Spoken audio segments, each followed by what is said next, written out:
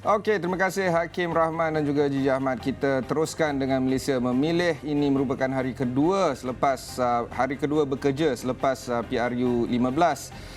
Dan pasaran saham pun telah dibuka menyaksikan peningkatan di dalam FBM KLCI. Indeks ini telah meningkat sebanyak 2 mata ke 1,450 mata ataupun peningkatan sebanyak 0.15%. Dan beberapa pergerakan saham pun telah dilihat. Sebanyak 162 juta saham telah bertukar tangan bernilai sekitar 56 juta ringgit, dan kita akan dapatkan semua analisis di pasaran saham sepanjang sejam ini. Tetapi buat masa ini, kesemua 7 ahli Parlimen Barisan Nasional di Sabah yang menang pada pilihan raya umum ke-15 akan akur dengan keputusan pusat, dan terdapat beberapa pergerakan juga di PWTC kerana ini memasuki hari kedua selepas proses pengundian PRU 15. Tanda gabungan mana akan membentuk kerajaan persekutuan masih belum ternoktah. Dan bersama kita adalah wartawan Astro AWANI di Menara Dato' On World Trade Center, Hazimi Muhammad. Mungkin Hazimi boleh ceritakan sedikit tentang perkembangan terkini dari sana. Baik, terima kasih Ibrahim Sani. Betul, setakat ini kita masih lagi belum mengetahui apakah bentuk gabungan kerajaan yang akan termeterai untuk kita lihat kepada kerajaan persekutuan. Kerana Malaysia sudah pun memilih, cuma gabungan juga parti yang belum memilih siapa calon Perdana Menteri mereka yang ke-10. Kerana setakat ini yang kita tahu, PN telah pun menghantar surat SD mereka ke Istana Negara semalam dan mendakwa telah pun mempunyai angka melebihi 112 sokongan ahli parlimen. Dan hari ini tumpuan juga terarah sekali lagi kepada Menara Dato' On di WTC KL kerana kita difahamkan mengikut pada laporan media bahawa ahli-ahli BN akan hadir untuk menyertai mesyuarat Dewan Tertinggi BN yang mana antaranya dijangka adalah untuk menandatangani akuan bersumpah SD bagi menyokong calon Perdana Menteri mereka. Namun setakat ini kita tidak tahu apakah benar SD akan ditandatangani dan siapakah yang akan diberikan sokongan. Ada nama yang menyebut berkait adalah Datuk Seri Anwar Ibrahim, namun segalanya masih lagi samar. Kalau 2 jam kita menunggu di sini, Ibrahim, masih lagi belum ada sebarang kelibat daripada pemimpin-pemimpin Barisan Nasional khususnya yang tiba di menara ini untuk menyertai ataupun hadir mesyuarat Dewan Tertinggi BN itu setakat ini. Itu yang boleh kita bawakan. Namun beberapa pengamal media sudah mula bertambah, ada daripada tempatan dan juga antarabangsa yang hadir untuk kita mengikut rapat perkembangan tersebut. Dan sekiranya benar ada mesyuarat Dewan Tertinggi BN itu, apakah intipatinya? Kita melihat juga apakah akan ada gabungan yang akan dimutamatkan, kerana kenyataan terbaru yang dikeluarkan oleh Timbalan Presiden UMNO Datuk Seri Muhammad Hassan mana tadi menyatakan bahawa BN bersedia untuk menjadi pembangkang bagi memastikan semak dan imbang, dan juga mencadangkan agar PH dan PN bergabung untuk membentuk kerajaan persekutuan. Apakah jika ada mesyuarat tersebut, apakah agenda ini akan dibincangkan untuk memeteraikan bahawa BN menjadi pembangkang ataupun sebaliknya bersetuju untuk menyokong gabungan-gabungan khususnya PH yang ketika ini disebut-sebut untuk kita membentuk BN dan PH kerajaan persekutuan. Itu antara persoalan yang masih lagi berlega-lega dalam kalangan pengamal media. Apakah ia akan dimutamatkan hari ini, kerana garis masa yang ditetapkan oleh Istana Negara adalah pukul 2 petang ini untuk gabungan-gabungan ini yang belum lagi memutuskan siapa calon Perdana Menteri mereka untuk hantar pada Istana Negara. Dan semuanya Ibrahim Sani kita akan bawakan dari masa ke masa untuk memastikan bahawa di mana Ibrahim Sani katakan ekonomi itu penting untuk kestabilan, dan juga ini salah satu signifikan kepada pembentukan atau ke arah perkembangan ekonomi yang lebih baik. Ibrahim Sani. Hazimi, setakat ini adakah kita mengetahui mesyuarat pukul berapa sebenarnya ataupun masih lagi tidak mendapatkan kepastian setakat ini?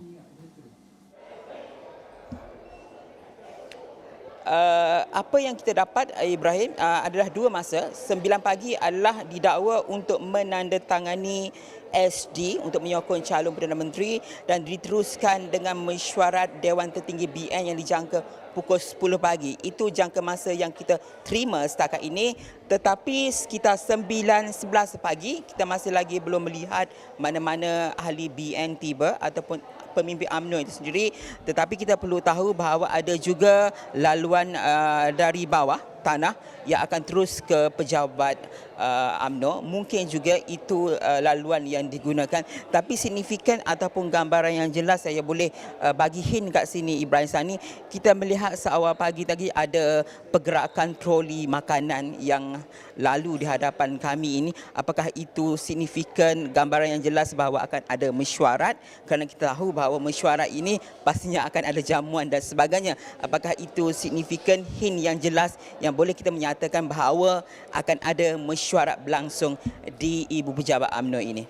Baiklah, terima kasih Hasimi yang berada di Menara Dato' On. Pastikan Hasimi sendiri dapat bersarapan. Kalau boleh kita cuit-cuit sikit yang troli makanan tadi.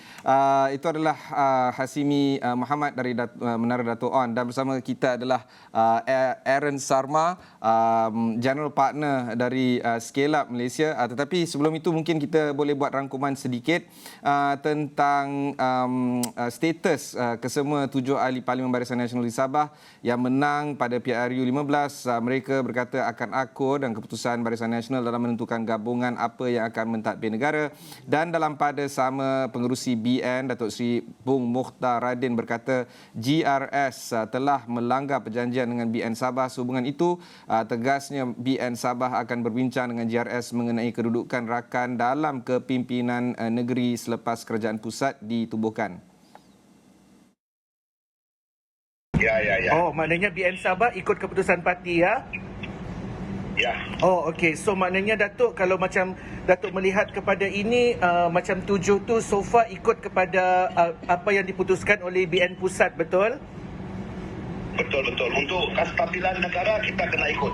I see, okey. So, bagaimana pula dengan rundingan dengan GRS semua tu, Datuk? Nampak gaya GPS telah melanggar perjanjian.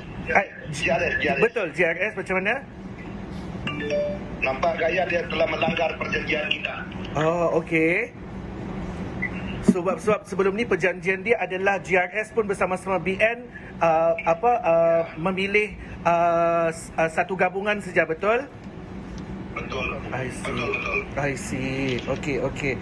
So, apa komen Datuk? Kita akan bincangkan nanti selepas kerajaan ditubuhkan. I see. Oh, mengenai kerajaan negeri itulah, betul? Ya, kita akan bincang nanti selepas kerajaan persekutuan ditubuhkan. Okey, alright. So, apa komen Datuk tentang GRS punya movement sokong Muhyiddin, Datuk? Itu saya cakap awal-awal tadi. Nampak gaya telah mengingkari perjanjian kita. I see. Okey, faham. Okey, Datuk, terima kasih banyak. Selamat Datuk, kopi-kopi dulu. Selain itu, dalam satu sidang media semalam, pengerusi Barisan Nasional Datuk Seri Ahmad Zahid Hamidi menyatakan bahawa kesemua ahli-ahli Parlimen Barisan Nasional akan mengikut ketetapan Dewan Tertinggi parti itu.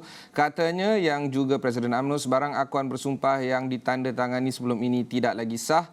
Datuk Zahid berkata ahli Parlimen BN akan menghantar surat akuan bersumpah ataupun SD baru mereka bagi maksud menyokong Perdana Menteri baru kepada Speaker Dewan Rakyat dalam tempoh terdekat. Kami telah memutuskan bahawa ketetapan dan arahan parti yang diputuskan oleh Dewan Tertinggi Barisan Nasional adalah merupakan arahan tetap atau standing order yang wajib diikuti oleh semua ahli-ahli Parlimen Barisan Nasional kerana kita bertanding atas tiket Barisan Nasional. Yang kedua, mana-mana individu selaku ahli Parlimen yang menandatangani sebarang dokumen, terutamanya akuan bersumpah, untuk menamakan sesiapa saja sebagai calon Perdana Menteri adalah tidak sah kerana ianya melanggar ketetapan parti serta akuan-akuan bersumpah yang telah ditandatangani oleh setiap calon-calon Barisan Nasional. Ketiga, kita telah mengambil ketetapan bahawa ahli-ahli Parlimen Barisan Nasional yang akan mengikut ketetapan Dewan Tertinggi Barisan Nasional hanya akan membuat keputusan untuk menyertai mana-mana gabungan parti-parti politik bagi membentuk kerajaan baharu di negara ini berdasarkan kepada jawatankuasa perundingan yang telah kami bentuk untuk mengadakan rundingan-rundingan dengan pihak-pihak yang akan membentuk kerajaan. Di dalam hal ini, mana-mana kenyataan yang dikeluarkan bahawa Barisan Nasional telah menyertai mana-mana gabungan yang ada adalah tidak benar. Ini kerana tidak ada perbincangan terutamanya dengan pihak Perikatan Nasional yang kononnya kami telah bersama-sama dengan mereka. Dan Pakatan Harapan optimis dapat membentuk kerajaan persekutuan menerusi sokongan daripada Barisan Nasional. Pengerusinya Datuk Seri Anwar Ibrahim berkata urus tadbir dan ekonomi merupakan dua keutamaan kerajaan yang bakal ditubuhkan. Dalam satu sidang media yang diadakan pada Ibu Negara pada Isnin, Ahli Parlimen Tambun itu berkata kerjasama itu tidak mencampuri urusan kehakiman termasuk kes yang dihadapi beberapa pemimpin Barisan Nasional. Seperti mana sudah sedia maklum, pagi tadi kita telah adakan beberapa perbincangan khususnya dengan perwakilan Barisan Nasional yang telah menetapkan 7 orang untuk berunding dengan kita dan isu dasar. Dan kita tumpukan dan saya berpuas hati kerana perbincangan lebih tertumpu kepada keperluan untuk mewujudkan satu kerajaan yang stabil, yang inklusif, menjaga kepentingan semua rakyat dan wilayah di negara ini. Kemudian kita juga menetapkan beberapa keutamaan dalam dasar pemerintahan, terutama dalam bidang memacu pertumbuhan ekonomi yang lebih meyakinkan. Dan saya sangat berpuas hati dengan perkembangan ini dan komitmen ditunjukkan walaupun dari segi muktamadnya Barisan Nasional memohon sedikit waktu kerana mereka nak meneruskan sedikit lagi proses perundingan dengan semua pihak yang telah memohon berunding dengan mereka. Okay, we still have one reporter that is in front of the palace, Faris Daniel. I will get more from there moving forward. Hopefully we can get him in about 10 to 20 minutes from now to see the movements there. So after all the political movements yesterday and some political movements that we're seeing today, the impact towards the capital markets is actually quite, I guess, pronounced. This is because the KLCI fell 1.3%. Week on week as investors hastened cautious ahead of GE15 that was held on 19th of November, which ended with the country's first ever hung parliament. According to CGS-CIMB's arguments, the KLCI's average daily trading volume fell 1.9% week on week to 2.8 billion trades, and the average daily trading value increased 1.4% week on week to 2 billion ringgit last week. Retail investors' share of total trading value was 25.5% last week, while that of institutional investors was 50.3%. Proprietary investors at 12.2% and nominee investors at 11.9%. Some of the top performing sectors last week were REITs up 0.4% week on week, utilities is up 0.1% week on week, and consumer is up down negative 0.1% week on week. The worst performing sectors last week were transport at down negative 4% week week-on-week. Healthcare is down a negative 3.6% week-on-week, and technology is down negative 3.5% week-on-week. Month-to-date, the best-performing sectors were energy, because it's up 3.6% year-on-year, while the worst-performing sector was transport at negative 0.85% year-on-year. Year-to-date, the best-performing sector was plantation, up 5% year-on-year, while the worst-performing sector was technology. Get this, at down negative 39.4% year-on-year. Meanwhile, foreign investors, the net sellers at 272 million ringgit worth of equities. Foreign investors, because of them being net sellers after a week of net buying. So there's a lot of net buying last week, now they're net selling. They were the sole net sellers last week with a value of 272 million ringgit, and local nominees turned net buyers after a week of net selling. Their net buy value last week was 69 million ringgit.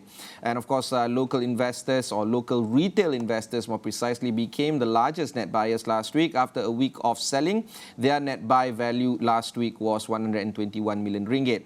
Local institutional investors turned net buyers after a week of selling, and their values of net buy was at 104 million ringgit. Foreign shareholding fell 0.1% month-on-month to 20.5% as at end of October this year. Meanwhile, the foreign shareholdings of Malaysian equities fell 0.1% month-on-month to 20.5%.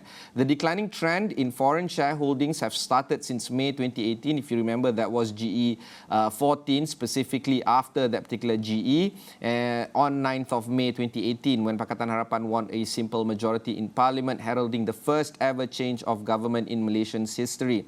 Since then, the foreign shareholding level has fallen 4.1% from its peak of 24.2% in March of 2018 to a trough of 20.1% in August 2022 due to political uncertainty. And as at October this year, or end of October this year, foreign shareholdings stood at 20.5%. Year to date, as of 18th of November this year, 18th of November, the day before the elections, foreign investors have net bought 5.9 billion ringgit of Malaysian equities against a net sell of 3.2 billion in 2021.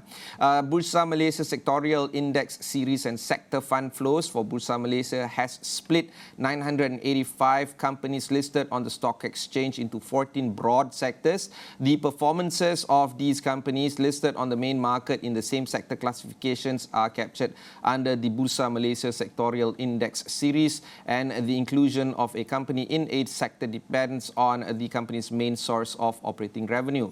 Following CGS-CIMB's sectorial fund flow analysis in the report very recently that was published this morning, they have examined all the companies listed on the stock exchange and not just those listed on the main market. And because of this, some of the top three largest sectors in Bursa Malaysia by market cap as at 18th of November this year were financial services or banks at 24.2% in total, consumer products and services at 16.4%, and industrial products and services at 13.8%. And as of 18th of November, the three sectors with the highest number of constituents were industrial products and services at 28.2% in total, consumer products and services at 20.9%, and technology at 11.2%. Some of these sectors are already being seeing a negative territory. Yesterday, CGS-CIMB and also RHB Investment argues that sectors in gaming, for instance, brewers as well as utilities might see a negative trend. And indeed, throughout yesterday, they were all of them were indeed in the red. And of course, I can check this morning's movements, but generally speaking, it's not quite matured yet. It's only 23 minutes into trading. So there's some of the movements that we see this morning. So let's unpack all of this, in terms of the political movements that happened yesterday, and some of the developments that might take place today, and some of the general conversations that's going to be seen today.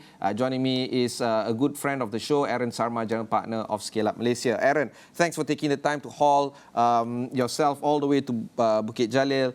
There's a lot of developments that is currently happening, and of course much more developments that's currently happening in the day as well. 2 p.m. is the time that we're looking at for the submission of the names to the palace.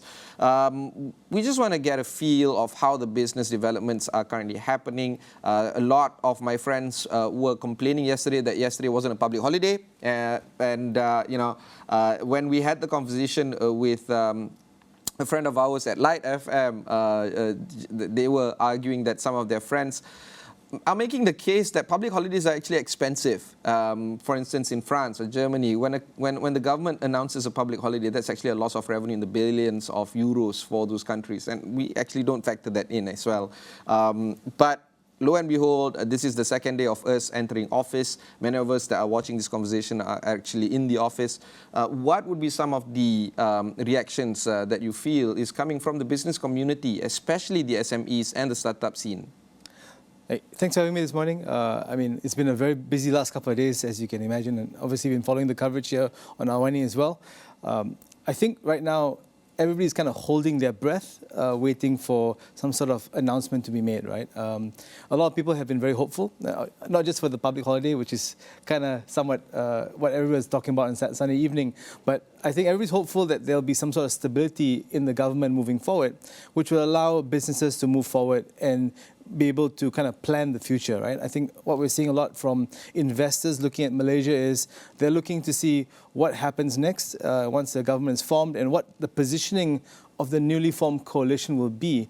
I think a lot of the uncertainty we're seeing in the market right now is kind of priced in because we don't know what combination we're going to get, right? So how the Lego pieces will stack together at the end of the day is unclear, and because of that, people are either selling or they're just maintaining where they are, waiting for things to change. So I think this uncertainty is going to last for a bit longer. And I even think even after we find out who the Prime Minister is, the next big question is going to be on everybody's mind is who the cabinet is going to be. And I don't expect to see that until probably January next year, probably. Yeah, okay. Let's talk about some of the priced-in conversations, because we saw the movement yesterday morning where the market was actually down. I'm actually trying to pull up the graph right now. The market was actually down, but then because of the possible bargain buys, there's a lot of, recovery following from it. When the announcement of no coalition was to be made by 1 or 2 p.m., the market again saw a drop in the movement. So yes, while markets have priced in some of the reactions prior to the GE, because of the surge of PN or because of the size of the win that PN registered, this has resulted in some of the investors basically readjusting even further their portfolio and resulting in many of them selling their positions. Do you feel that this kind of win, especially when we see the win not just from Perikatan Nasional but from PAS with over 40 seats, this has resulted in some jitters in the market or from the market? I'm going to avoid getting too political here, but I think one of the things that's kind of true is that PN doesn't actually have a strong track record in terms of governance, right? PAS specifically on the federal level, we've not seen that yet. So from the business community standpoint, we don't know what it means exactly, right? So in terms of policies, how this will change, in terms of the approach for international trade, how that will be different as well, and how friendly the new coalition will be to international investors who want to, come and build businesses in this country. So I think we're seeing a lot of that right now. People are uncertain about what this new coalition potentially with PN could look like, which is why we saw a little bit of a fluctuation when there were murmurings about another merger coming up as well. So I think people are kind of almost trigger happy with with news as they come in, and I think with every turn that the story keeps happening, we're seeing that actually the market react to that actually. Okay, the case right now is to be made in terms of some of the key political appointments, including that of who's going to be the next finance minister. Tengku Zafrul was ousted in his bid to win for the Kuala Selangor seat. If Pakatan Harapan does win, I guess, is able to win the favor of some of the MPs and resulting in the form of government. There's a lot of potential candidates in terms of the finance minister there. Perikatan Nasional, we haven't heard any notions of how the formation of the government is going to take place or who the ministers are, especially key ministries.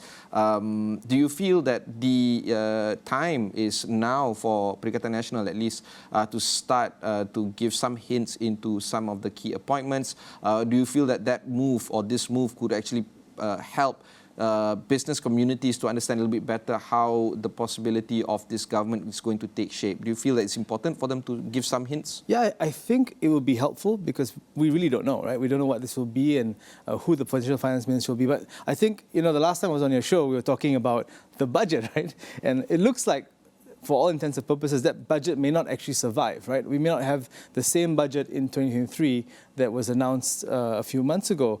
Even though, of course, I know like the people who drafted the budget is probably the same people in the Ministry of Finance, but ultimately the new government and the new Ministry of Finance will make the decisions. So seeing where the emphasis will be and where focus will shift in the budget, whether or not it's a shift to supporting V40 communities, or the shift will be to kind of rallying more investor confidence, or it'll be to investing more into digital solutions. We're not sure how that's going to play out, and so some indication for where this would be would actually kind of, I think, will make the markets a little bit more comfortable in the next couple of days, especially. Okay, let's put a pin on it. Right now we have Bridget Welsh, Honorary Research Fellow at University of Nottingham, Malaysia. She's a keen observer of the Malaysian political scene for the past, I don't know, decade or so. Bridget, thanks for taking the time to speak with us. Let's do a quick recap in terms of how the conversations have gone for the past 1 or 2 days and what to expect for today, Bridget.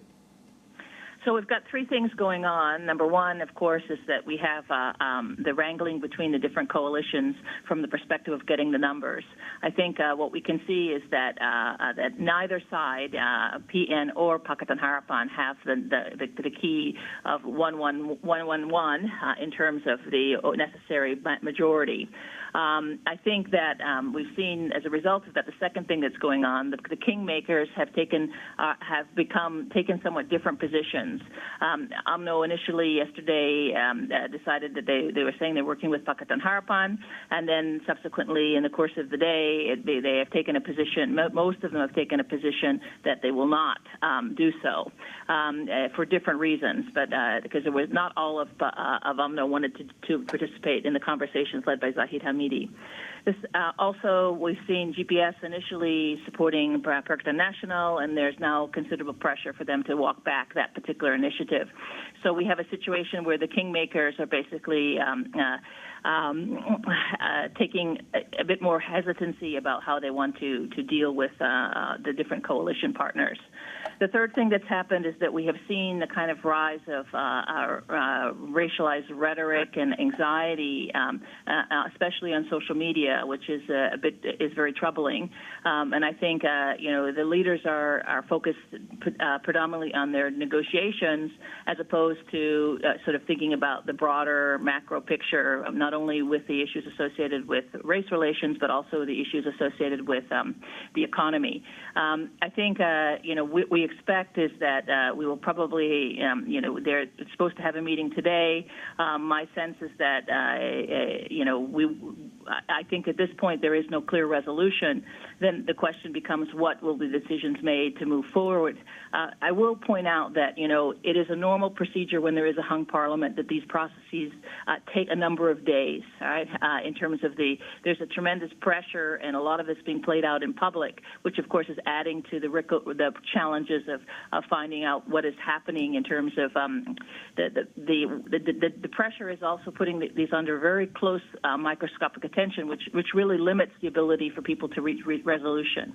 The final point I would say also is that what we are seeing within UMNO is a lot of soul searching about how that party should position itself.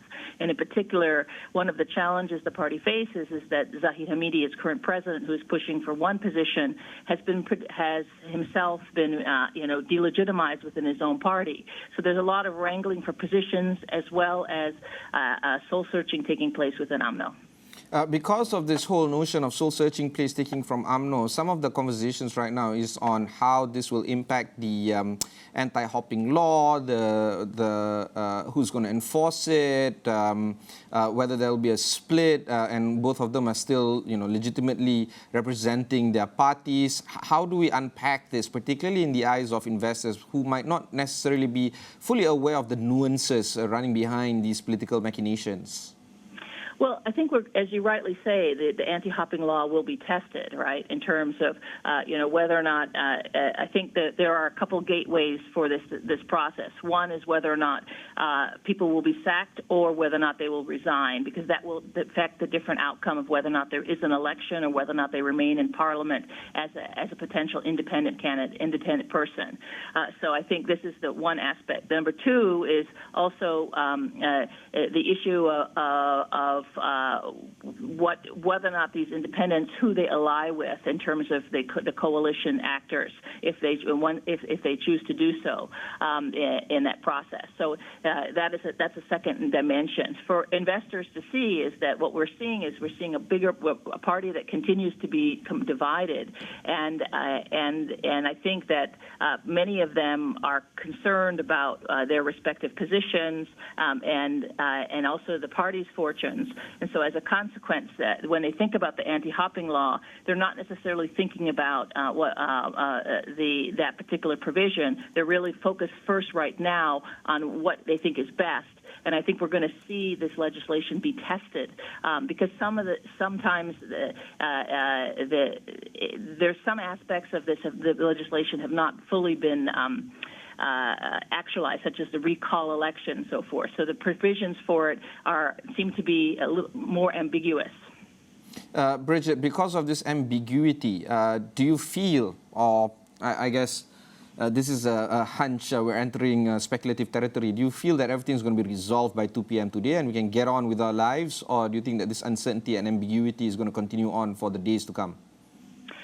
I think it's going to continue. I don't think we're going to have a resolution, but I think that at the same time, Malaysia's politics is very fluid, and between now and lunchtime and now and 2 p.m., things can shift.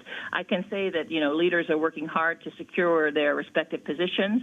I think that Malaysia is an uncharted territory. There are questions about CSAs that can be addressed in terms of reaching some stability but not being part of a government. There are issues of minority governments. There's issues of changing loyalties. These things are continuing. But let me stress for investors, which I think investors to understand, Malaysia's economy still remains very strong. Malaysia's economy, the policy differences between most of these actors remain very minimum. I think that this is a test of Malaysia's institutions, and so far we've seen those institutions functioning well overall, even if the leaders and the issues have been very uncertain for many Malaysians. So I think that these types of hung parliaments and reconfiguration of governments happen all across the world, and I think Malaysia is no different than many other places in this regard. Bridget, one final question before I let you go. A lot of us have already expected the parliament to be hung.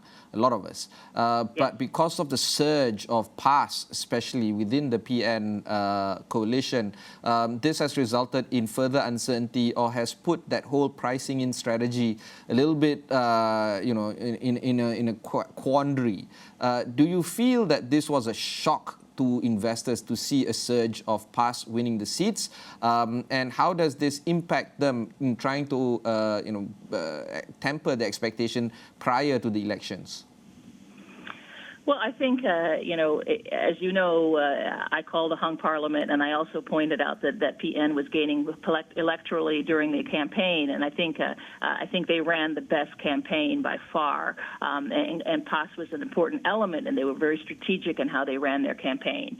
But I would say, yes, I think that it does come as a shock because this wasn't the dominant narrative. I would also say that, I think that one of the challenges for for PAS and PN at this juncture is to if they do assume government, is to reaffirm investor confidence, and we have yet to see that narrative yet in that context. I think that the past governments at the state level have had varied performance. Some of them not so well, some of them quite okay. So I think that these issues have to, PN as a potential government has not necessarily reassured the investment community, and I think that unfortunately some of the comments so far have really added to the uncertainty and the perceptions of how a past government would actually govern. Thank you very much, Bridget. That was Bridget Welsh, Honorary Research Fellow of University of Northern Malaysia, as well as a political observer here. It's also worth repeating what she said, especially a call towards some of the investors. Some of them are watching us this morning. The Malaysian's economy is actually strong. Fundamentals are still solid. And if I can just pull the graph that we have right now that shows the movement on the FBM KLCI. Once we have the visual on the graph right now, the FBM KLCI is down 1.67 points to 1,446 points, with 0.12% down. We're looking at 655 million shares done, valued at about 271 million ringgit. Gainers and losers are roughly the same, at 225 gainers with 213 losses, and 255 unchanged. As you can see there, it's actually quite undramatic in terms of how investors are moving in. It's really undramatic. If I can just pull this even further to what has happened on 21st of November and 22nd of November. Yes, there seems to be a trend of the index slipping ever so slightly or slantly, but there is no shock in that sense of market running away, for instance. And these are the kind of items that we're looking at. So Aaron, as you can see, do you feel that what Bridget says is, I guess, resonates well with you, that Malaysia's economy is strong, fundamental is strong.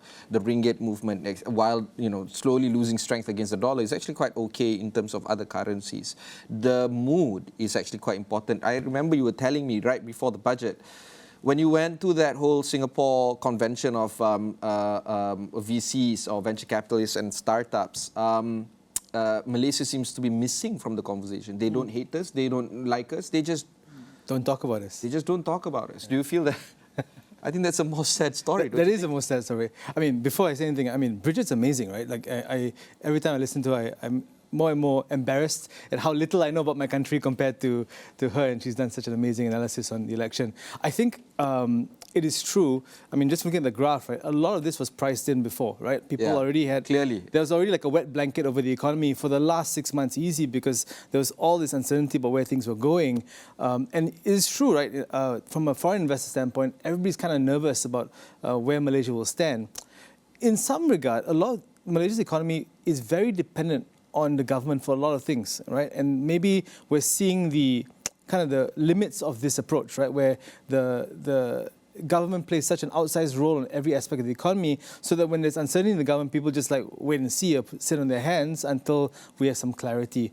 My hope is that, after things are clearer with the election, regardless of who actually gains power, that things will actually start improving for the better, and investors will start coming back because they know that this government will be in. I'm a little bit nervous what she said about challenging the anti-hopping law, because the assumption that a lot of us had was with the government not changing over 5 years, we'll have some stability.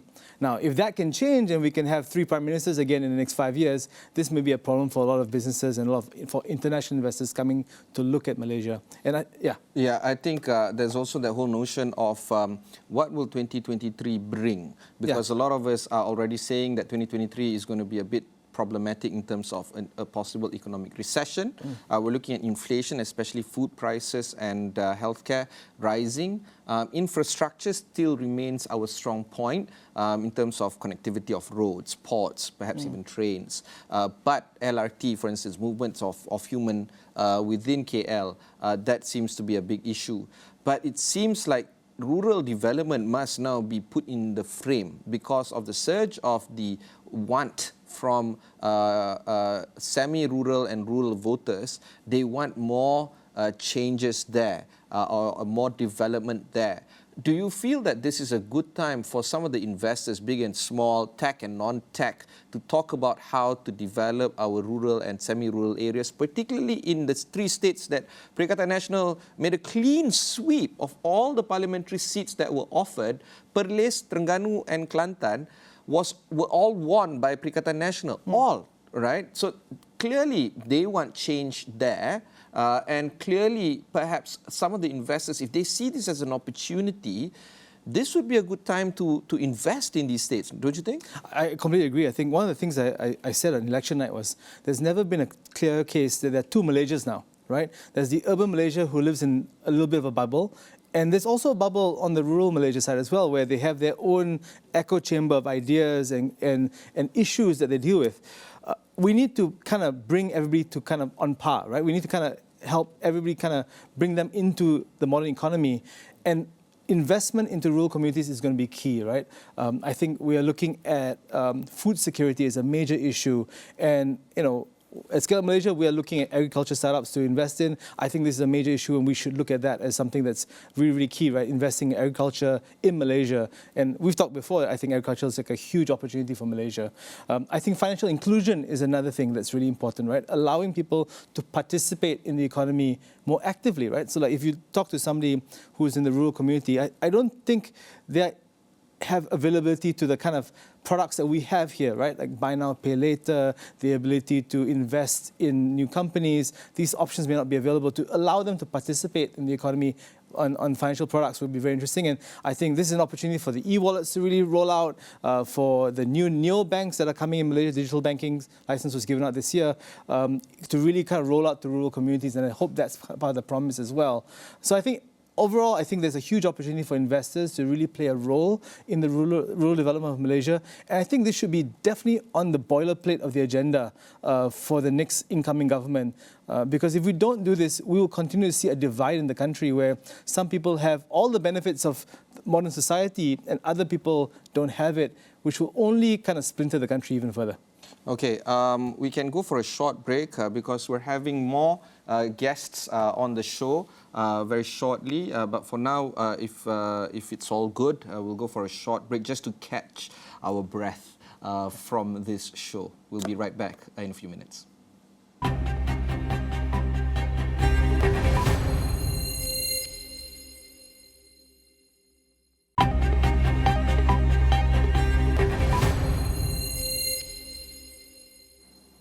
Okey, kita teruskan dengan Malaysia Memilih. Ada beberapa pergerakan di PWTC. Kita mulakan rancangan kita pada pagi tadi pukul 9 dengan sahabat karib saya, Hasimi, di PWTC. Dan setakat ini masih lagi pergerakan di PWTC dinanti-nantikan. Namun ada lagi seorang lagi wartawan yang kita ada sekarang ni, iaitu Faris Daniel yang berada di hadapan pintu 2 Istana Negara. Mungkin kita boleh ke hadapan Istana Negara. Faris, boleh ceritakan sedikit tentang perkembangan di sana?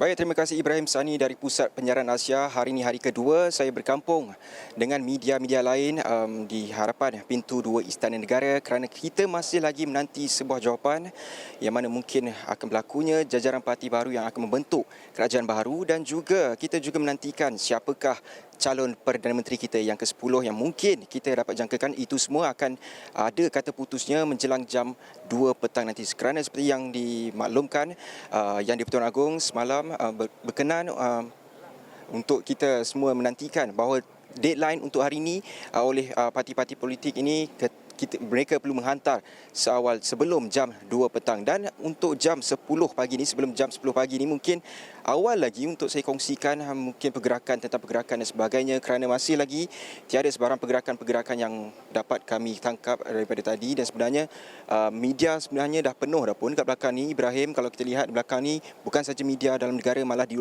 luar negara juga ada dah bersedia dah di bawah kemah yang disediakan di bawah di depan pintu 2 Istana Negara. Dan kalau boleh saya nak recap sedikitlah macam-macam berlaku sebenarnya semalam, Ibrahim, yang mana kalau kita lihat ada juga angin bertiup kencang melibatkan dakwaan kerjasama melibatkan di antara Pakatan Harapan dan juga Barisan Nasional selepas pemimpin kedua-dua parti tersebut mengadakan pertemuan di Hotel Sri Pacific di ibu kota. Dan ada juga dakwaan ataupun saya juga mungkin nak kongsikan sedikit pandangan yang dikongsikan oleh Datuk Sri Ahmad Hassan, Tok Mat sendiri, yang beliau sendiri berpendapat bahawa ada perlunya sekiranya PN dan PH Pakatan Harapan adakan kerjasama untuk membentuk kerajaan kerana mereka mungkin terpaksa akur untuk menjadi pihak pembangkang selepas PRU ke-15 menyaksikan mereka hanya mendapat 30 kerusi parlimen dalam pilihan raya yang diadakan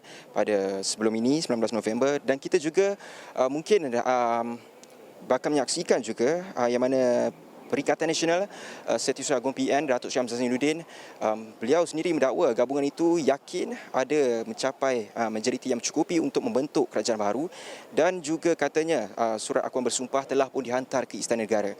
Banyak sebenarnya cakap-cakap ataupun banyak sebenarnya dakwaan dan sebagainya yang kita saksikan semalam, namun sehingga ke jam ini kita masih lagi tidak dapat membaca apa agaknya kemungkinan yang bakal berlaku, dan pastinya itu semua akan terjawab selepas saya akan kongsikan kepada anda dari semasa ke semasa tentang apa yang boleh kita jangkakan di Istana Negara hari ini, Ibrahim. Baik Faris, satu lagi soalan sebelum kita biarkan Faris agak rehat ke makan dekat situ. Ada makanan dekat situ, Faris? Ya, silakan. Boleh je tanya apa-apa, Ibrahim. Okay. Dan cakap pasal makanan, memang boleh dikatakan setiap 3 jam makanan disediakan sebenarnya, Ibrahim. Okey. Pergerakan yang akan berlaku di hadapan istana pukul jam 2 nanti. Sebenarnya apakah mood di sana, sebab semalam patutnya pukul 2, sekarang ni pukul 2. Adakah satu expectation wujud di antara kalangan wartawan di hadapan pintu istana di mana extension mungkin lagi akan berlaku pada hari ini, ataupun mood dan expectation di hadapan istana itu adalah pukul 2 nanti selesailah masalah kita ke macam mana, Faris? Mungkin agak sukar untuk saya meramalkan adakah mungkin akan ada lagi ketundaan selepas jam 2 petang. Dan pastinya kalau nak bercakap tentang mood, pastinya kami wartawan di sini menanti dengan penuh debaran siapakah yang bakal memasuki pintu 2 Istana Negara hari ini. Kerana kita juga bukan saja mungkin wartawan, pastinya rakyat juga, rakyat Malaysia hari ini masih lagi tertunggu-tunggu. Hari ini dah masuk hari ketiga selepas kita melaksanakan tugas tanggungjawab sebagai pengundi pada 19 November, dan belasan juta pengundi sebenarnya dah keluar mengundi, Ibrahim. Dan ini kita masih lagi hanya menyerahkan kepada parti-parti politik yang mungkin mereka dah adakan rundingan yang mungkin mencapai kata putus yang cukup baik untuk membentuk kestabilan politik dan juga mungkin dapat mengembalikan ekonomi negara kita dalam keadaan yang mungkin kita juga menjangkakan selepas ini berlakunya inflasi yang lebih teruk dan sebagainya menjelang tahun depan. Namun apa yang perlu mereka buat, fikirkanlah nasib rakyat, fikirkanlah kami yang berada di bawah ini, kerana kami sudah jalankan tanggungjawab. Namun sekarang ini terserah kepada mereka, parti-parti politik, ketua parti politik dan juga calon Perdana Menteri ke-10. Mereka jugalah yang perlu menentukan nasib kami di bawah ini sebenarnya, Ibrahim. Terima kasih Aish. Teruskan bersama kami dan juga wartawan-wartawan kami di hadapan istana dan juga di PWTC. Terima kasih Faris. Berikut adalah satu laporan yang diberikan ataupun dibawakan oleh Faris Daniel Razi di hadapan pintu istana. So sebelum kita teruskan lagi, kita nak tengok story ekonomi Malaysia. If you can just pull up that particular graph that we have right now on unemployment, because that is a key story here.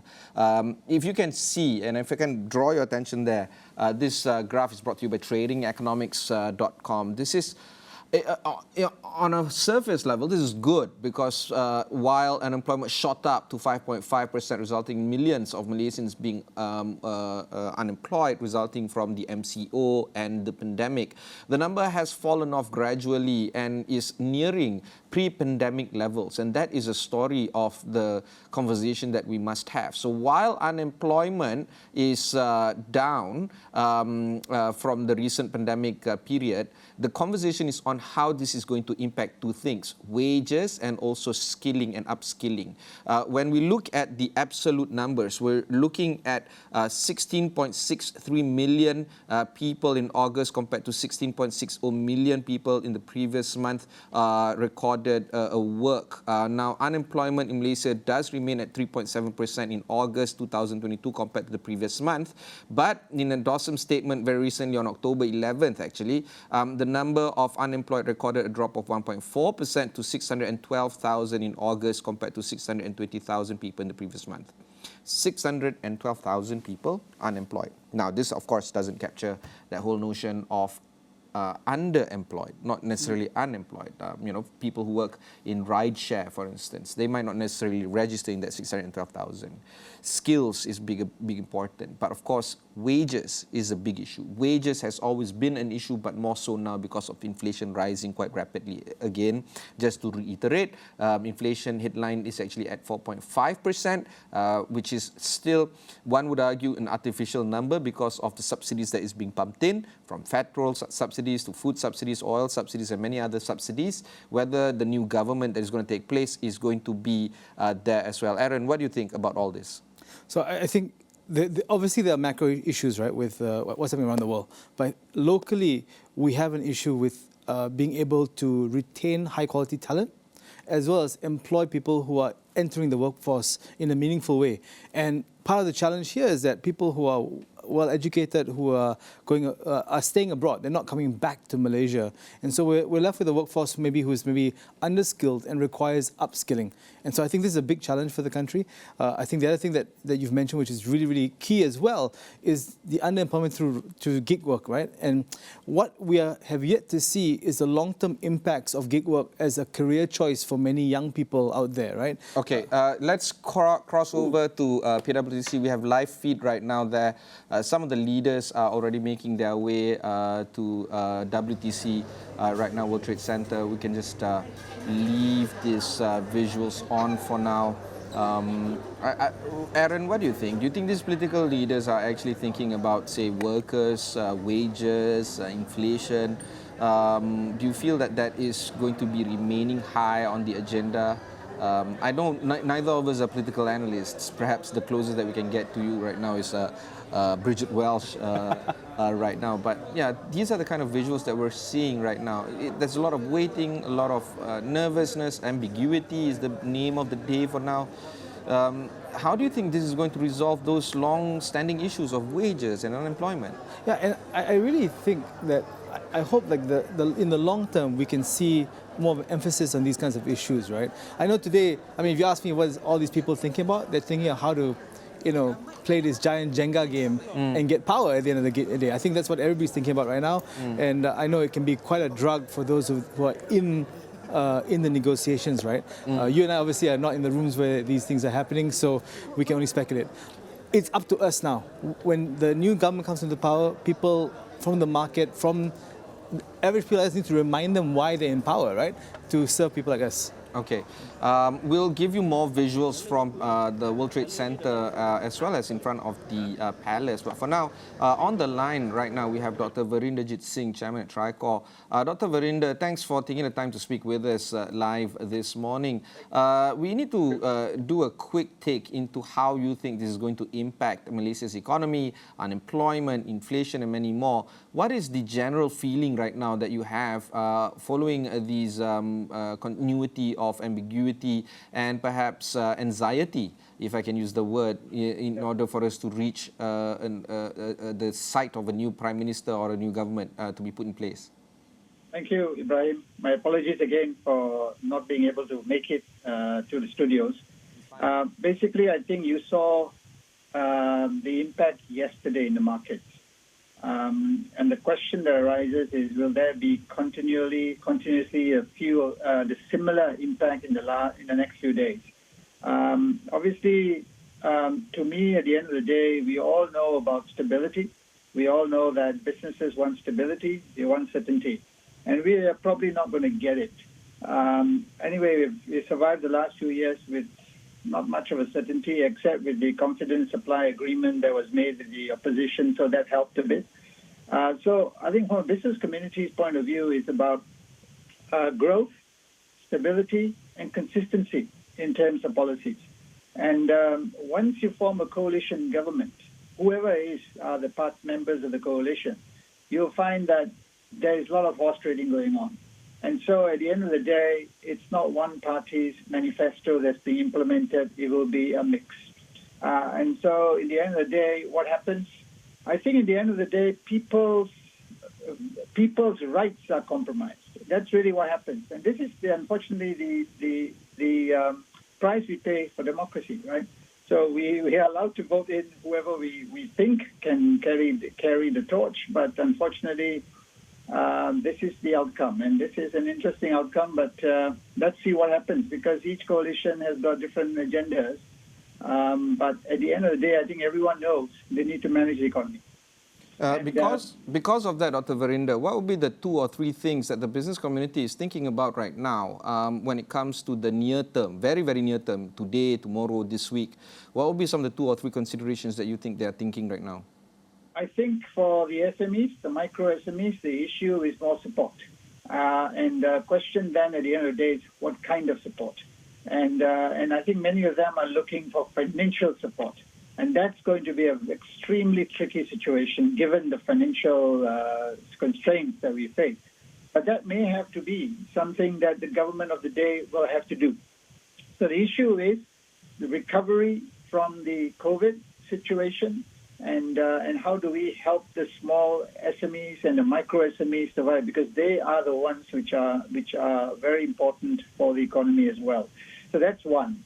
The second thing is about trying to look at the revenue proposition for the nation. How do we increase our revenue so we can spend more on the relevant aspects? And that will be, I think, a situation where the government of the day will probably put it back on the back burner. They're not going to disrupt a lot of things.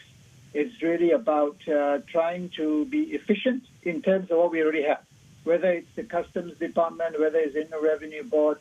How do you become more efficient and effective in what you do? And hopefully you can generate a lot more revenue, because there are opportunities, there are loopholes, there is tax evasion. So how do you curtail that? That could be one of the ways in which the authorities will do that. But the danger of that is that you be too overly aggressive in trying to enforce the law. You actually hit the people or the organizations or the businesses that you want to help. So this is where we need to have a very clear narrative in terms of how this government, whichever government is appointed, will handle this. But those are the 2 main issues about the nation's progress, helping the small SMEs and micro SMEs, and then looking at how we can try to manage the deficit by generating a bit more revenue. Dr. Verinder, if I can just pull up this particular graphics of how the market is performing for the past 1 hour. Yes, I acknowledge SMEs, micro SMEs, and especially mid-corp. These are the ones that are generating the kind of value for the economy. But a good indicator is, of course, the capital markets. As you can see on your screen right now, there was a surge of buying in the morning, and then everything tapered off towards the 20 minutes, 30 minutes into trading, and then it's basically leveling off, exactly where we were left off right now. We're down only negative 0.15%. And then, you know, this is also consistent with the other graph that we were showing, that, you know, there was a slight tapering in terms of the IBM KLCI, generally indicating that you know, investors aren't necessarily too spooked in terms of the result. Do you feel that that was the general feeling, that a hung parliament was indeed expected, that this whole horse trading and negotiations of trying to find out who our next prime minister is going to be expected? Do you feel that that is going to be the case right now? Yeah, I think the reality is a hung parliament is what had been predicted. And to be fair, businesses were probably aware that this could happen, right? So the challenge here is simply about which coalition is going to perhaps take power. I think the sell-off yesterday and a little bit earlier today is largely in terms of apprehension if the Perikatan Nasional government comes into power, because of the Islamic aspect that the people are worried about. And you know that the largest party in that particular coalition is actually PAS. So that was the main concern. Things like gaming stocks and the breweries and all that stuff. You saw a downturn in terms of their share values and so on. But at the same time, the reality of life is that businessmen are businessmen, right? So if you see an opportunity where stocks are falling down, and you think that, look, at the end of the day, it's going to be status quo, You don't need to worry too much about it. You pick up those stocks. So I think you are beginning to see some of these effects. So I think the actual impact will be seen after a decision is made. Then the question will be very clear. And then you will see perhaps a more succinct effect on the markets. Right now, it's all about speculation and concern and worries, and therefore everybody is guessing. So I think that's why the market is a bit of a yo-yo. People buy up and then they sell off. Then now you find that it'll be stable because they're waiting for the decision eventually when it happens today, this afternoon. All right, thank you, Dr. Virendrajit Singh. Thank you for the time to speak with us. Dr. Virendrajit Singh is the chairman of Tricor. We have some breaking news, actually. If we can just pull up this particular statement that is coming in from Sarawak. If I can just read it out. Daripada pejabat Premier Sarawak, GPS telah mengemukakan cadangan untuk menubuhkan kerajaan Malaysia daripada gabungan yang terdiri daripada Perikatan Nasional, Barisan Nasional, GPS dan juga GRS yang mewakili kerangkuman masyarakat Malaysia yang terdiri daripada pelbagai kaum dan agama. Memandangkan kepada kemelut politik di Semenanjung Malaysia, GPS berpendirian bahawa mandat rakyat hendaklah dihormati. Dan oleh itu, GPS menyerahkan kepada kebijaksanaan Duli Yang Maha Mulia Seri Paduka Baginda Yang di-Pertuan Agong mengikut kuasa yang diperuntukkan kepada Baginda dalam Perlembagaan Malaysia untuk melantik Perdana Menteri yang akan mengetuai kerajaan yang kukuh untuk mentadbir negara. GPS menegaskan bahawa kepentingan negara adalah lebih diutamakan dan penubuhan kerajaan yang stabil mengambil kira kepentingan dan negara melebihi kepentingan peribadi. Dan ini baru sahaja dikeluarkan oleh pejabat Premier Sarawak, iaitu pejabat Ketua Menteri Sarawak pada pagi ini.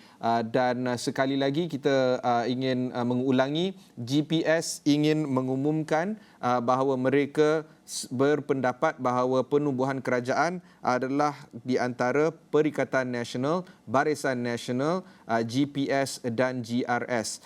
Dan jika mereka bergabung untuk membentuk satu gabungan kerajaan seperti berikut, ini membolehkan mereka akan membentuk kerajaan yang merangkumi 60% pengundi untuk gabungan ini.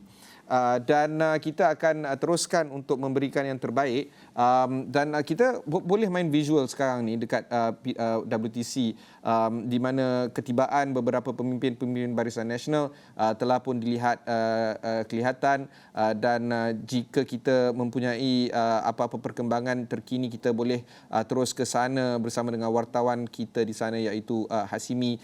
Namun buat masa ini satu jangkaan di mana kesemua ahli-ahli parlimen di Perikatan Nasional dan juga Barisan Nasional belum perlu menandatangani sebuah akuan ataupun SD, Statutory Declaration. Itu adalah antara expectation yang akan berlaku pada pagi ini. Okey, kita teruskan dengan perbincangan kita pada pagi ini. Okay, what do you think, Aaron, in terms of what Dr. Virendrajit was talking about? SMEs, micro SMEs, and of course mid-cap. A lot of the conversation seems to forget that they are forming about 90-95% of Malaysia's economy. Do you feel that these kind of conversations need to take place at the forefront? It's not necessarily about the tech sector. It's not necessarily about the GLCs, for instance. It's always about the brick and mortar companies. What do you think about this? So I generally agree that, and this is the space we play in, right? We spend a lot of time with early stage tech companies, right? But I do think the government in the past has spent a lot of time investing in technology companies, investing in SMEs as well. There have been a lot of policies over the last couple of budgets to do it. So I think that is certainly the case, and we're seeing a lot of these companies kind of chug along over the last couple of months, and over the weekend as well. Those businesses, life goes on as normal. What I am looking for is what policies will change as a result of whoever comes into power, right? I think whether or not this will change the overall, like the grant schemes that are out there, the various investment programs that have been announced in the past, how will we help these companies kind of develop their business, and in what direction will we take them, right? And ultimately, whether or not this will be more of an inclusive mandate where we're looking inward and building companies inward, or we're going to help them expand and build on exports and help these companies kind of grow their businesses beyond Malaysia's borders. These are things that we're going to have to look at and try to be very, very conscious about. But ultimately, small business is really very important for the nation. And to the point we were talking about earlier is about how we can help these small businesses hire talent, retain the best employees in the small business, because that's how they grow. I think the bigger companies have no challenge hiring the best people. They can even bring in people from abroad and even like hire the best Malaysians out there. But for the mid-cap companies and even the SMEs, that's a bit more of a challenge, which is why we're looking to upskilling and reskilling initiatives. And this is something that we're going to see if they're actually going to focus on in the new government, whether these will be things that we'll look at. Okey, ada lagi sebuah kenyataan yang dikeluarkan oleh PAS, Parti PAS Malaysia. Kenyataan yang dikeluarkan daripada Presiden PAS sendiri yang menyatakan bahawa mereka menghormati keluhuran undang-undang pelihara ketenteraman awam, dan PAS menyeru semua pihak untuk menghormati keputusan pengundi yang telah menunaikan tanggungjawab untuk memilih kerajaan pada PRU 15, dan Malaysia kini sedang melalui fasa penting dan dalam pembentukan kerajaan melalui proses demokrasi berparlimen dan raja berperlembagaan. Justru itu PAS menyeru semua pihak untuk menjunjung keluhuran perlembagaan, menghormati keutuhan undang-undang dan memelihara ketenteraman awam, serta menghalang sebarang bentuk provokasi yang boleh mengganggu gugat keharmonian dalam negara. PAS menegaskan bahawa mereka ingin memelihara kestabilan politik dan ekonomi dalam negara dan seterusnya memberi amaran kepada mana-mana pihak supaya tidak menangguk di air yang keruh dan jangan sesekali dijolok sarang tebuan demi menjaga kepentingan negara dan rakyat keseluruhannya.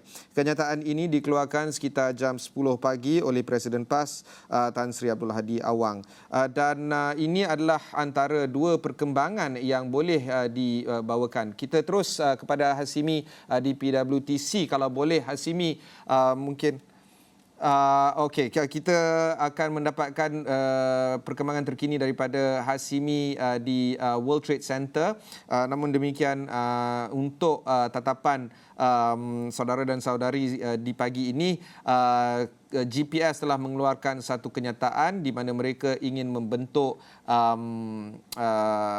sebuah kerajaan bersama dengan Perikatan Nasional, Barisan Nasional, GPS dan GRS, dan sekiranya gabungan itu terbentuk, mereka akan mendapat sekitar 131 ahli parlimen atau 132 ahli parlimen, dan PAS pula baru sahaja mengeluarkan satu kenyataan di mana mereka ingin memastikan bahawa keluhuran perlembagaan dan kedaulatan undang-undang dapat dijalankan, dan namun begitu tiada statement yang agak jelas di antara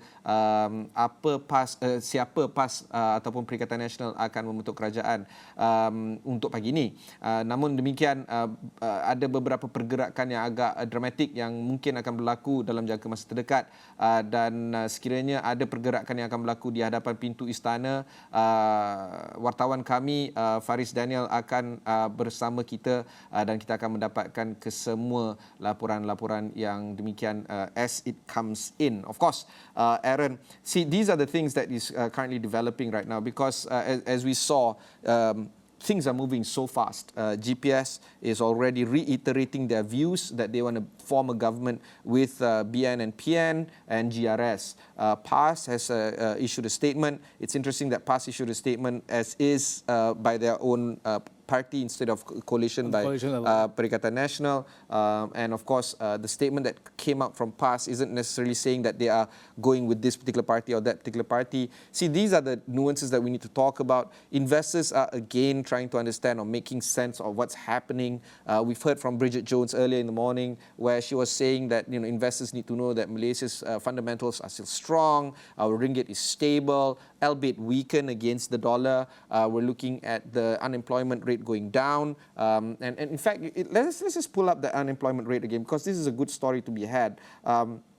If we can have the graphics later. But generally speaking, the unemployment rate, this is the movement that we have this morning. As you can see, it's actually tapering off. But generally speaking, these are the kind of ideas that we have, right? The business community is waiting for what's next. Some call from the economic development must be seen in the northern states, especially states that Perikatan Nasional has made a clean sweep of. Do you feel that these are the kind of ideas that must be thought about this week when it comes to investors, what kind of developments they can bring in, what kind of jobs that they can create, wages that they can garner?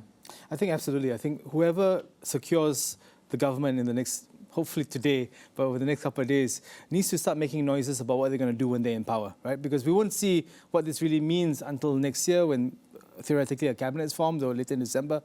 But for now, we need to know what's going to happen or what their initiatives are. And to your point, right, there needs to be like signals about what will happen in rural states, so at least the northern states, right, and how the new government is going to help these people. I mean, what I gather from the announcements just now is that actually there's no real news there, in a sense that they're kind of reinforcing their position. But one thing that is a bit of a good thing about Malaysia, or a boon to the country, is that we've always had a very peaceful transition of power. Even in 2018, we saw a very peaceful transition of power. And I think it's good that PAS is emphasizing this, right? That we should maintain that aspect of our country where it doesn't descend into chaos, right? We will have a peaceful transition to whoever the new government is, and which is really important for the business community to know, so that we know we can continue business, and investors know that, look, whatever investments we make into the country will be able to have fruition over time. Okay, there is also that whole notion of how we need to plan ahead. When it comes to getting back to work, it's very distracting, let's face it. Many of us are scrolling non-stop on our social media feed, whether or not we are doing this on Twitter or Facebook or any other social platforms like TikTok, for instance, where Perikatan Nasional have actually won that battle outright. How do you think we should move ahead when it comes to getting more productivity out of our workplace? I know for a fact some of my friends are watching Astro AWANI at the workplace along with their bosses. So even their bosses are as distracted as the workers themselves. And people in meetings are doom scrolling on Twitter, right? Like, so what? We can't remain like this, right? No, we have to be productive at work. I mean, the only person that is truly working is folks like you and me being on air, ensuring and all the lawyers are writing statutory. Let's just pull up the visual right now from World Trade Center. We just saw we just missed the president of MCA, Wee Ka Siong, has just arriving. If we can just pull back Hasimi very shortly. But that is the idea of what's happening right now from the World Trade Center, where leaders of Barisan Nasional is arriving. There were a lot of calls for Datuk Sri Zahid Hamidi to resign from popular figures like Tan Sri Anwar Musa, Datuk Tajuddin, Khairi Jamaluddin, and many more, Dira Abu Zahar, the MB of Johor, Datuk On Hafiz. We're looking at some other leaders like the previous leader of UMNO, who has just resigned, the Information Chief Syaril Hamdan. So the calls for Datuk Sri Zahid Hamidi to step down is actually quite vocal. However, there are other UMNO leaders that is currently supporting Datuk Sri Zahid Hamidi, and in fact waving the anti-hopping law book in front of their faces. And because of this uncertainty, it's just bizarre that while nobody is voting for UMNO or BN, they seem to be the kingmaker role. How does that affect the psyche of voters? Because 73 seats were won by Perikatan Nasional. About 30% of the popular vote went to Perikatan Nasional. 38% of the popular vote went to Pakatan Harapan. So collectively, more than 2/3 of Malaysians, 38% plus 30% is 68%. That's more than 2/3. Voted not wanting Barisan Nasional, but it seems like Barisan Nasional is going to be featured in this government. So how does that impact investors, you think, or impact business leaders and community leaders, especially the SMEs and the micro SMEs right now? I think what I see in all my WhatsApp groups, right, is this common sense of frustration, right? Because to the average voter, they voted. They went to the polls. They lined up, got the die on their finger and everything, right? And ultimately, they didn't get a result on Sunday morning, which is what they were hoping for. And now it's gone to these backdoor discussions, which they're not privy to. And all they have to do right now is to, tune into Astro AWANI every day and hope that they see news, right? And so it's like really reading tea leaves, and we're trying to interpret what entrances and exits of certain dignitaries mean, and how people are going to react to it. So I think that is really kind of impacting a lot of how people look at this, right? They are very kind of frustrated that the decisions are not being made and that there's no clear way for them to get back to work, get back to business, as it were, right? We're also seeing the limits of the anti-hopping law, right? Where now, instead of having individual MPs have autonomy to make decisions, the power is indeed concentrated to party leaders, which is quite interesting as well. Okay, there is also the whole call by Sharil Hamdan as well as Tok Mat of UMNO for Pakatan Harapan and Perikatan Nasional to form the government. If I can just pull up this particular graphics that we have, or particular news that we have. Tok Mat bersuara, cadang Perikatan Nasional dan Pakatan Harapan bergabung untuk tubuh kerajaan. Basically asking BN to leave themselves out of this formation of government. PN and PH forming will create 150 MPs. It's the most solid governmental bloc that you can think about. Again, if PN and PH, we're talking hypothetical scenarios here. We're talking about simulations, yeah. If Perikatan Nasional and Pakatan Harapan do form a government collectively, we're looking at 150 MPs. 68% of the popular vote voted for either one of these two, but because of the ideological differences between the two is so vast, there's a lot of case that needs to be made. For instance, number one, they will have the biggest mandate that the country is giving them. Yeah, 68% popular vote, 150 MPs for this bloc. They also represent two different ideologies. While on the surface they might not necessarily seem to be compatible, but if they do form, they will create the kind of dynamic in a way where they represent two different sides of Malaysia. Hence, creating a very unified vision of what Malaysia wants following the general election. Do you think that this is, number one, a possibility? Number two, where do you feel the business community in trying to read this? Is it even a possibility for Perikatan Nasional and Pakatan Harapan to be formulating a government together? And how does this impact business Malaysia? Well, I think in terms of this, I read this article on the way here this morning as well, and I was like, this is a wildcard suggestion, right? Where the two opposites... Bayan is saying, leave us out of it, you deal with yourself, yeah. Which is interesting as well. It will be a mandate, right? It'll be the majority of the country, and, it's two-thirds, right? It's what we used to have, right? But I guess how they will share power and how they will agree on moving forward, that'll be a challenge. I think for the business community, the thing we'll be concerned about is, will you guys be fighting for the next 5 years, right? Because, it's going to be a kind of almost a marriage of convenience in a way.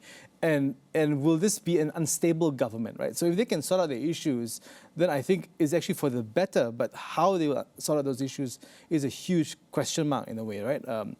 Because we're not really certain about policy-wise how in sync they are. I know Bridget made the point that policies are very, very similar across the board, and I think that's more a function of how the average Malaysian doesn't really care about policy, right? Our politics tends to be about parties and personalities, not really about policies itself, right? So I think that's more a function of that rather than them not wanting to have policies, right? Final word, Aaron, before we adjourn our conversation and try to see what we can bring forward next in the hours to come. So I think what I could hope for in the next 24 hours or so, or 48 hours, we hope we have a clear path forward. I think all parties in this discussion need to think of the good of the nation, the good of the economy, especially with the full knowledge that the next 18 to 24 months is going to be brutal for the world. We need a strong government in place to help us weather the storm. And that's for the economy and for the rakyat at large. We need people to be able to lead us through the storm. So think of the betterment of the country. What's happened in the past for all these people needs to be put behind. We can only move forward, and we hope that the powers that be and the leaders of all parties think of this as they make these decisions, right? And think of the people first. Thank you very much. Thinking of the people first. That was our conversation with Aaron Sharma, General Partner at Scale Up Malaysia. Dan kita akan bawakan berita-berita terkini buat masa ini. Buat masa ini saya ada 3 berita terkini. Pertama adalah GPS menyatakan bahawa mereka telah mengeluarkan kenyataan bahawa mereka ingin membentuk kerajaan bersama dengan Perikatan Nasional dan juga Barisan Nasional dan juga GRS. Sekiranya coalition ini dibentuk, maka ia merupakan satu coalition di antara 131 ahli parlimen. Sebuah pembentukan yang agak stabil, ya. Kalau GPS, GRS bergabung dengan Perikatan Nasional dan juga Barisan Nasional. Itu satu berita terkini yang kita boleh bawakan. Kedua adalah satu kenyataan yang dikeluarkan oleh Parti PAS secara kolektif, iaitu secara Parti PAS sendiri, bukannya dari Perikatan Nasional, iaitu juga dari situasi yang di mana mereka menyatakan bahawa kedaulatan undang-undang perlu dijaga. Dan ketiga, berita terkini kita boleh bawakan, kalau kita boleh main visual ini daripada World Trade Center di ibu kota di Kuala Lumpur. Sekarang ni kalau kita boleh besarkan, terbalikkan, biar ada macam tu. Ahli Barisan Nasional dah tiba di ibu kota, di Bandara Dato' On di World Trade Center, dan kehadiran mereka dipercayai bagi menghadiri mesyuarat Dewan Tertinggi Barisan Nasional yang dijadualkan akan berlangsung sebentar lagi pada pukul 11. Antara yang terawal sampai adalah Ahli Majlis Kerja Tertinggi iaitu Datuk Seri Johari Ghani, yang juga telah pun baru sahaja memenangi semula kawasan beliau di Titi Wangsa ataupun di Kampung Baru di Kuala Lumpur. Datuk Seri Johari Ghani telah pun memasuki lobi Menara Dato' On sekitar 9.50 pagi tadi. Ahli Parlimen Titi Wangsa itu ketika diajukan soalan apakah akan berlaku satu situasi di mana majlis tanda tangan surat akuan bersumpah ataupun SD akan berlaku sebentar lagi, namun tidak ada. Itu wartawan kami di lokasi. Hasimi, kita akan mendapatkan yang berita terkini. Dan selain itu, turut kelihatan adalah Timbalan Presiden MCA Datuk Mah Hang Song dan juga Setiausaha Agong MCA Chong Sin Woon juga ada, dan kita baru sahaja mendapat visual di mana Presiden MCA juga tiba, ahli parlimen Aikroh. Dan berikut adalah antara berita-berita terkini yang kita boleh bawakan. Kita akan bersama dengan rakan-rakan sejawat kita, terutamanya di Najib Arif yang akan take over daripada saya sebentar lagi. Buat masa ini, teruskan bersama kami Astro AWANI, saluran pilihan raya utama ke-15 kita. Dan seperti rakyat biasa, saya juga memohon agar ahli-ahli parlimen dapat menyelesaikan kemeluk politik kita yang sedang berlaku ini. Kita memerlukan pentadbiran yang kuat segera. Sekian saja.